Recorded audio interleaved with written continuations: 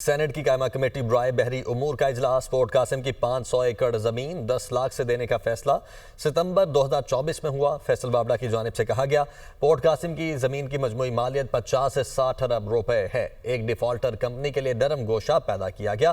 फैसल बावड़ा ने यह भी कहा, गलती हुई होगी। सेक्रेटरी मैरीटाइम अफेयर्स की कायमा कमेटी में गुफ्तगू, जानबूझकर ऐसा हुआ है तो हम आपके साथ हैं।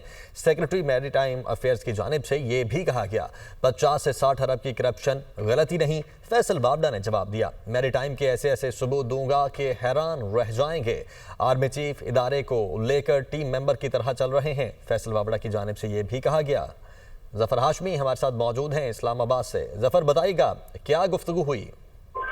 जी, आज भी जो वजारत बहरी अमूर है उसका सेनेट की कायमा कमेटी उसका इजलास बहुत गर्मा गर्म इजलास हुआ और गुज़िश्ता इजलास में जो कमेटी के चेयरमैन फैसल बावड़ा की जानिब से एक ज़मीन की अलॉटमेंट का मसला उठाया गया था, 500 एकड़ की ज़मीन थी, उस पर भी आज भी बहस हुई है। और इसी के अलावा जो दीगर अलॉटमेंट थी पोर्ट कासिम की जानिब से, उस पर भी बातचीत जो है आज के इजलास में की गई और इस बात का सख्ती से नोटिस लिया फैसल बावड़ा की जानिब से कि जी उन्होंने जो ये मसला गुज़िश्ता इजलास में उठाया था उसके बाद 72 घंटे के अंदर जो है वो इस जमीन की लीज जो है वो मनसूख कर दी गई थी। उन्होंने कहा कि ये जो है और इससे उनका ये कहना था कि उन्होंने मुल्क के जो 50-60 अरब रुपए जो है उसको बचा लिया गया है। और उन्होंने कहा कि इसी तरह से दीगर जो इस हवाले से जो बोर्ड का इख्तियार था उस पर भी उन्होंने एतराज़ात उठाए और उन्होंने कहा कि बोर्ड लगता है कि तमाम कवानीन से बालातर है और जिसकी जानिब से इस तरह के फैसले किए गए कि जो